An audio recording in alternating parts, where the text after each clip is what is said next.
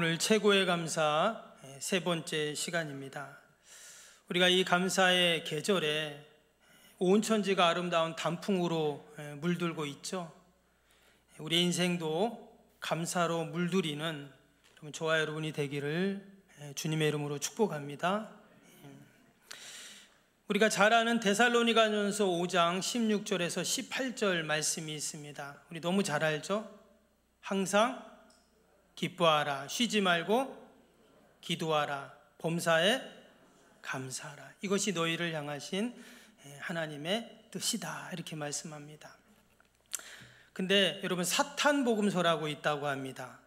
거기에 보면 이 데살로니가전서 5장 16절에서 18절까지 말씀을 뭐라고 써놨냐면, 항상 낙심하라, 쉬지 말고 원망하라, 범사에 불평하라, 이것이 너희를 향하신 상한 사탄의 뜻이니라. 누가 지은 건지는 몰라도 그렇게 지어놨답니다.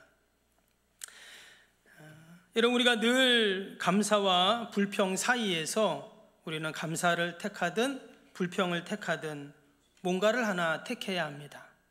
그런데 그 결과는 완전히 다르죠. 똑같은 환경 속에서도 여러분, 감사를 선택한 사람은 어떻습니까? 그 삶이 풍요롭죠. 반면에 불평을 선택한 사람은 그 인생이 피곤하고 고독해집니다. 여러분, 감사하는 사람의 얼굴이 어떻습니까? 당연히 환하겠죠. 불평의 얼굴은 짜증스러운 얼굴이 됩니다. 지난주에도 말씀드렸지만 여러분, 감사가 우리에게 주는 유익이 어마어마하죠. 그것이 육체적이든 심리적이든 정신적이든 특별히 영적인 큰 유익이 있다고 지난주에 말씀을 드렸습니다. 여러분, 오른쪽에 감사의 창문이 있고 왼쪽에 불평의 창문이 있습니다. 우리 어디로 세상을 바라봐야 할까요? 너무 어려운 질문이죠? 여러분, 감사의 창문으로 세상을 보시기를 축복합니다. 불평의 창으로 보면 다 불평거리 뿐입니다. 그러나 감사의 창으로 보면 아주 일상의 사소한 것들도, 평범한 것들도 하나님의 은혜, 또 하나님의 축복으로 바뀔 줄로 믿습니다. 우리 석병교회 모든 성도들은 여러분, 감사로 세상을 보는 은혜가 있기를 축복합니다. 어떤 학생이 인터넷에 우리 엄마가 자주 하는 말이라는 제목으로 글을 올렸습니다. 우리 엄마가 자주 하는 말, 그 글을 올렸어요. 그 내용을 한번 들어보시면, 엄마가 자주 하는 말입니다. 도대체 방이 이게 뭐니? 야, 정신 차려, 시험이 내일 모레야. 야, 그렇게 공부하면 서울대도 가겠다. 너 이리 와서 앉아봐. 이 핸드폰 요금 이게 뭐야? 대체 커서 뭐가 되려고 그러니? 내가 너 때문에 못 살아. 입만 살아가지고. 깨웠더니 네가 안 일어났잖아. 야, 물건이 손이 달렸냐 발이 달렸냐? 그렇게 좀 그 집 가서 살아. 야, 멋부리다 얼어 죽어. 밥은 야, 뒤로 가서 봐. BTS가 밥 먹여주니? 맨날 컴퓨터만 하니까 그렇지. 네 배고프지 내 배고프냐? 야, 머리가 이렇게 좋은데 노력을 안 해? 애는 착한데 친구를 잘못 만나서 그래. 내가 그럴 줄 알았어. 넌 부모 잘 만난 줄 알아. 아이고, 지금 밥이 넘어가냐? 잘했어 잘못했어? 뭘 잘했다고 울어? 야, 그래가지고 문이 부서지니? 너 안 나와? 좋은 말 할 때 문 열어. 야, 엄마 죽는 걸 볼래? 집에 들어올 생각도 하지 마. 야, 너도 나중에 너 같은 딸 하나 낳아서 꼭 키워봐라. 이거 어디서 많이 듣던 말 아닌가요? 많이 하던 말 아닌가 모르겠어요. 근데 저는 이 글을 보면서, 야, 아이들이 우리 엄마 아빠가 하는 말을 다 듣고 있구나. 잔소리로 다 이렇게 흘려보낸 줄 알았는데 그걸 다 듣고 있었던 거예요. 그리고 그걸 적어놨어요. 한편으로는 그런 생각이 들었어요. 야, 만약에 내가 지금까지 한 말을 누가 만약에 다 적어놨다면 어떡할까? 끔찍하죠? 근데 시편 139편 4절 보니까 이런 말씀이 나옵니다. 여호와여, 내 혀의 말을 알지 못하는 것이 하나도 없으시니이다. 하나님이 내가 한 말을 다 알고 계시다는 거예요. 마치 하나님께서 내가 지금까지 한 말을 다 적어 놓은 것처럼, 녹음기로 녹음해 놓은 것처럼 그렇게 다 알고 계시다는 거예요. 뿐만 아닙니다. 민수기 14장 28절에 보면 그들에게 이르시기를 여호와의 말씀에 내 삶을 두고 맹세하노라. 너희 말이 내 귀에 들린 대로 내가 너희에게 행하리니. 여기 뭐라고 했어요? 너의 말이 내 귀에 들린 대로 내가 다 그대로 행해주겠다, 이렇게 말씀하셨어요. 이것은 한편으로 무시무시한 말씀이기도 하지만 다른 한편으로는 감사한 말씀이죠. 내가 하나님 앞에 기도한 대로 하나님이 행하시고, 내가 하나님께 찬양한 대로 하나님이 행하시고, 내가 하나님 앞에 감사한 대로 하나님이 행해 주시겠다, 이런 말씀이에요. 그래서 우리는 늘 하나님 앞에 여러분 최고의 감사를 올려드릴 수 있기를 축복합니다. 그러면 하나님은 최고의 감사로 갚아주시죠. 여러분, 세상 어디에 30배, 60배, 100배라는 법칙이 있습니까? 여러분, 세상은 내가 하나를 심으면 하나가 나고 2개를 심으면 2개가 나는 법입니다. 혹이라도 3개, 4개가 날 때도 있어요. 그런데 우리가 하나님 앞에 최고의 감사를 심을 때 하나님 최고의 열매를 30배, 60배, 100배로 갚아주시겠다고 약속하셨어요. 참 놀라운 말씀이죠. 약속입니다. 이것이 우리를 향하신 하나님의 사랑이고 긍휼이고 여러분 축복인 줄로 믿습니다. 제가 사진을 하나 보여드릴게요. 여러분, 이 사진 뭐죠? 옛날 우리 집에 보면 마당 한가운데 있었던 거잖아요, 펌프. 요즘에는 잘 못 보겠는데 예전에는 저 펌프에서 막 물을 기르면 얼마나 물이 시원하고 좋았습니까? 근데 다음 사진 한번 보여주실래요? 근데 그 펌프 앞에 뭐가 있죠? 바가지가 하나 있습니다. 거기 물이 담겨 있는데 여러분, 이 물을 뭐라고 하죠? 잘 아시네요. 마중물이라고 하잖아요. 참 누가 지었는지 참 재밌게 지었습니다. 저 바가지에 있는 마중물을 하나 다 해가지고 펌프에 집어넣고 막 펌프 지르면 어때요? 물이 콸콸콸콸 막 쏟아져 나오잖아요. 여러분, 마치 우리가 하나님 앞에 감사의 마중물을 부어드리기를 축복합니다. 그냥 바가지 하나의 물이지만 내가 감사의 마중물을 부어드리면 하나님은 은혜의 펌프에서 생수의 강이 콸콸콸콸 나와서 우리의 가정과 자녀와 일터와 또 주님의 몸된 교회 가운데 흘러넘치는 축복이 있을 줄로 믿습니다. 성경에도 보면 이 감사의 마중물을 하나님께 부어드린 사람이 있습니다. 오늘 함께 읽었던 본문에 나오는 욥이라는 사람이에요. 영국의 한 기자가 유명한 극작가였던 버나드 쇼에게 가서 물어봤답니다. 아주 믿음이 좋은 분인데, 세상의 모든 책이 다 없어져도 이 책만은 꼭 있어야 된다라는 책이 과연 어떤 책입니까? 버나드 쇼에게 물어봤대요. 그랬더니 그 하는 말이 바로 성경의 욥기라는 책입니다. 그랬어요. 왜냐, 그 욥은 가난해도 병들어도 자식을 잃어도 아내가 배반해도 감사를 할 줄 아는 사람이었기 때문입니다 라고 말했대요. 여러분, 정말 욥의 감사는 어떻습니까? 상상을 초월하는 감사입니다. 성경에 보면 이 욥은요, 하나님이 인정하시는 의인이었습니다.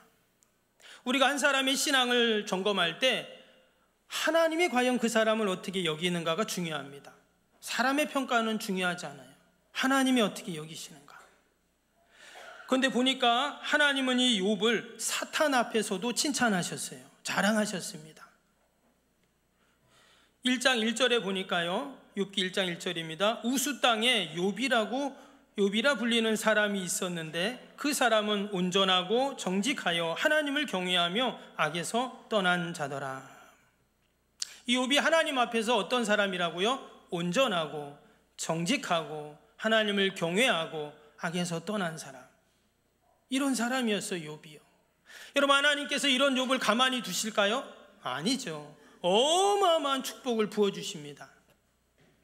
그래서 1장 3절에 보니까 이 욥에게 그의 소유가 양이 7,000마리, 낙타가 3,000마리요, 소가 500결이요, 암나귀가 500마리이며 종들도 많이 있었으니 이 사람은 동방 사람 중에 가장 훌륭한 자라. 당시에 왕도 아닌데, 임금도 아닌데 지금 이 욥이 갖고 있는 재산을 보니까 어마어마합니다. 양이 7,000마리면 어느 정도 될까요?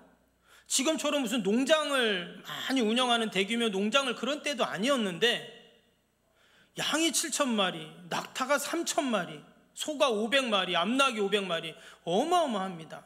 종들도 많이 거느리는 그런 사람이었습니다. 또 아들 7에 딸 3을 주고 세상적으로는 부러울 것이 하나도 없는 사람이 바로 이 욥이에요. 근데 욥은 내가 왜 이렇게 잘 살고 잘 되는가를 뭐라고 고백했냐면 오늘 1장 21절에 보니까 이렇게 말합니다. 이르되 내가 모태에서 알몸으로 나와 싸운즉 또한 알몸이 그리로 돌아가올지라. 뭐라고요? 주신이도 여호와시요. 주신이가 여호와라고 했어요. 지금 하나님이 나를 이렇게 잘 살게 복되게 해주셨다, 이렇게 지금 고백을 하는 겁니다.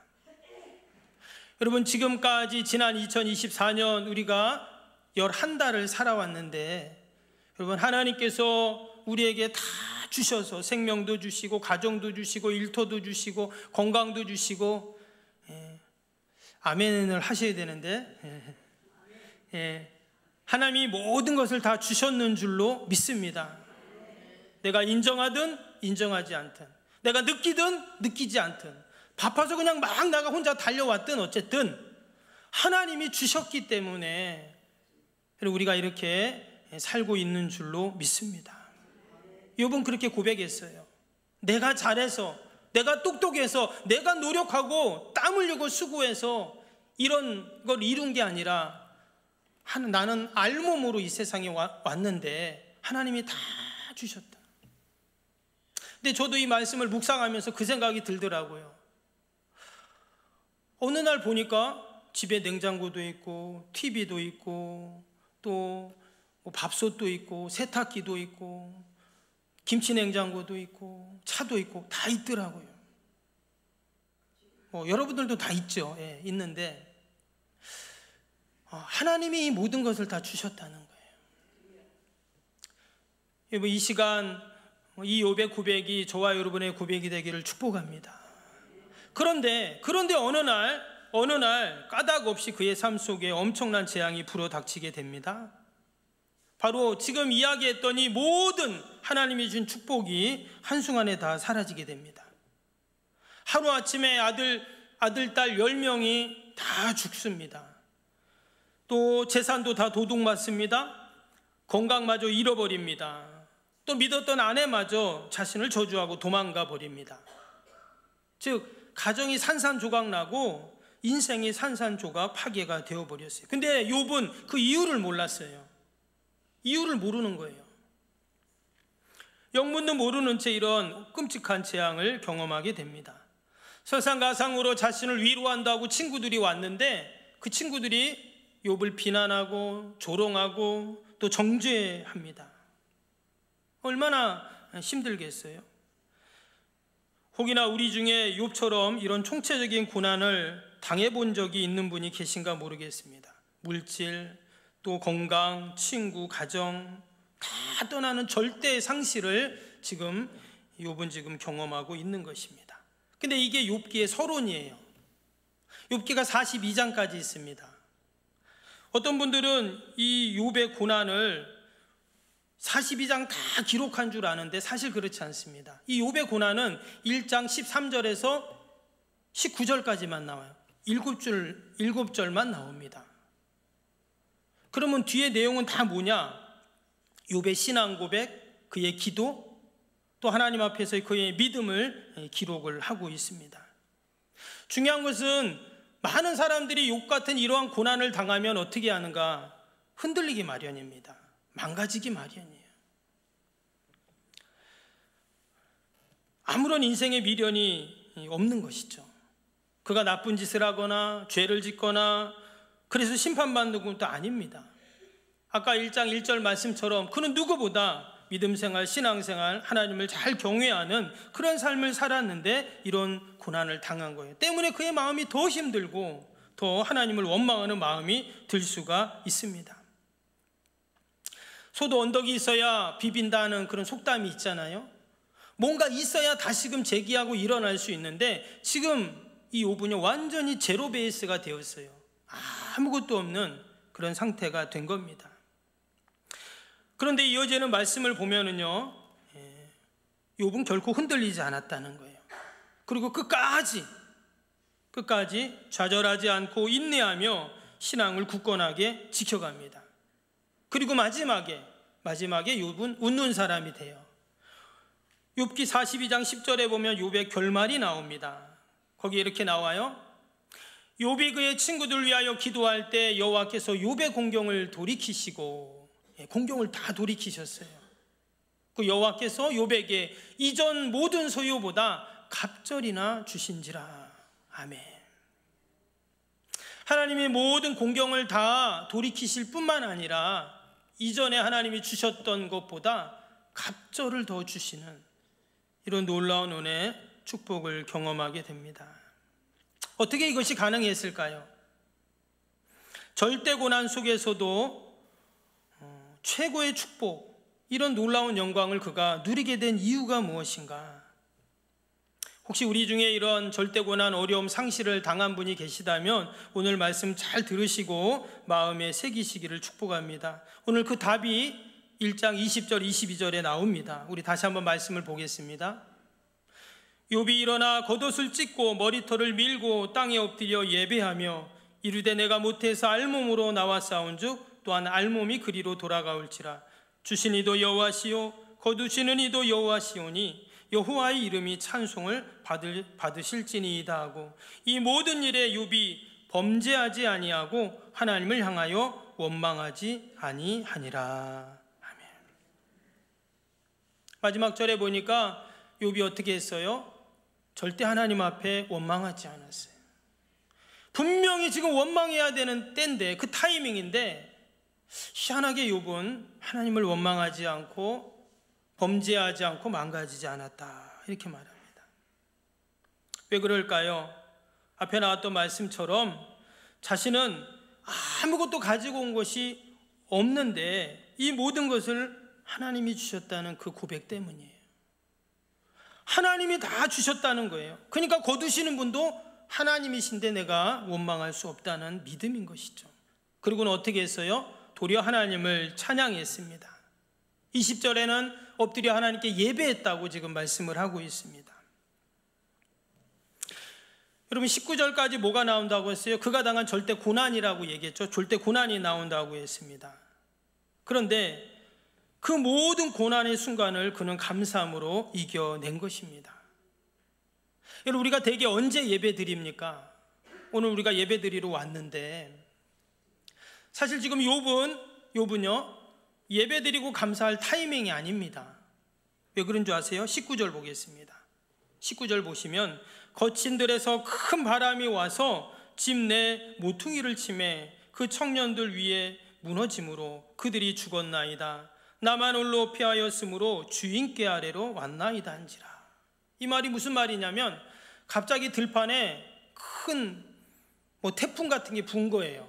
그래갖고 집이 있는데 그 집 내 기둥을 탁 치는 바람에 지붕이 포석 앉아가지고 그 집 안에 있던 이 욥의 10명의 자녀가 죽는 겁니다. 끔찍한 일이에요. 그 모습을 보고 종이 한 걸음에 달려와서 욥에게 말하는 거예요. 지금 주인의 자녀들이 갑자기 큰 바람이 태풍이 불어가지고 집이 무너져 다 죽었습니다. 여러분 그 이야기를 듣은 욥은 어떻게 해야 될까요? 한 명도 아니고 10명의 자녀가 하루아침에 갑자기 다 죽었어요. 당장 뛰어가서 이 종의 말이 사실인지 아닌지 확인해 봐야죠. 근데 이어지는 20절 말씀에 어떻게 했다고요? 그는 가장 먼저 하나님 앞에 나가 무릎을 꿇습니다. 그리고 찬양하며 경배하며 예배하며 하나님께 감사하며 나아간 거예요. 자신의 그 어려움을 갖고 하나님 앞에 나아간 거죠. 하나님 앞에 나가 하소연하고 원망하기 위해서가 아니었습니다. 말씀처럼 찬양하고 감사했다 했어요. 여기서 감사했다는 말은 자식이 죽었는데 감사할 수 있습니까? 재산 잃고 건강 잃고 가정이 파괴됐는데 어떻게 감사가 되겠어요?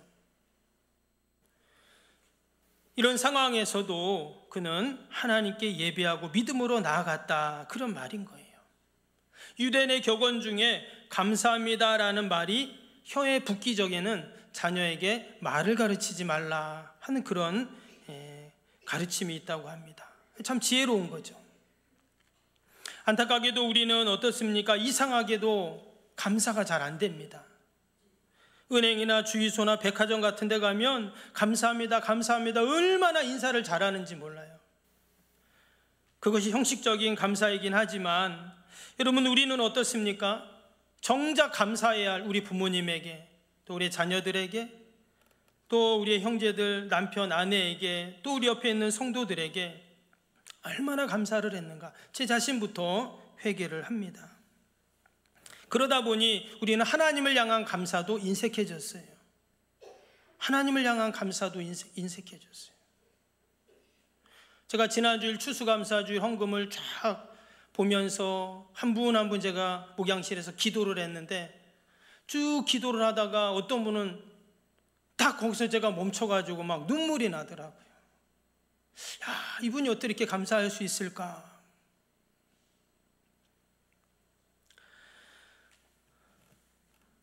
에베소 5장 4절에 보니까 누추함과 어리석은 말이나 희롱의 말이 마땅치 아니하니 오히려 감사하는 말을 하라. 여러분, 우리 성도들의 입술에는 늘 여러분 감사의 말이 나와야 하는 줄로 믿습니다.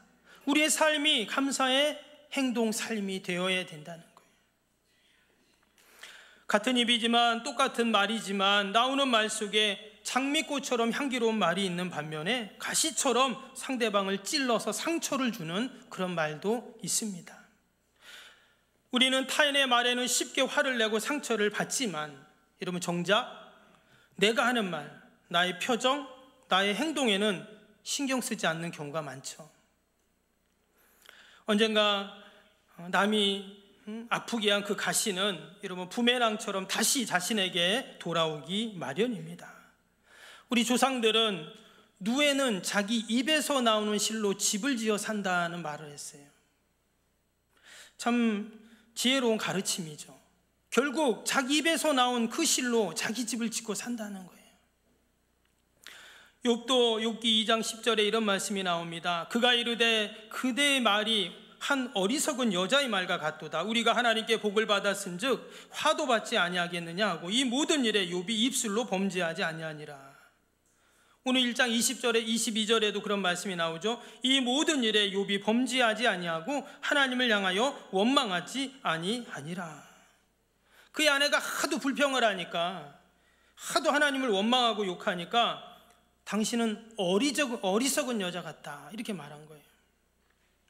그리고 자신은 결코 정말 자기가 지금 불평해야 될 상황에 입술로 범죄하지 않고 끝까지 하나님 앞에 감사하고 찬양했다는 겁니다.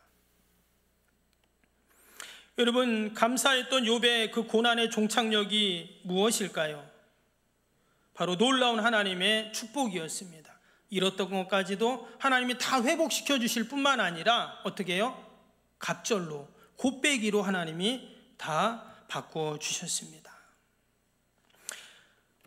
욥기 42장 9절에 보면 이런 말씀이 나옵니다. 욥기 마지막 장이죠. 9절 말씀에 이에 대만 사람 엘리바스와 수아 사람 빌닷과 나아마 사람 소발이 가서 여호와께서 자기들에게 명령하신 대로 행하니라. 여호와께서 욥을 기쁘게 받으셨더라. 여기 보면 여호와 하나님께서 욥을 어떻게 해요?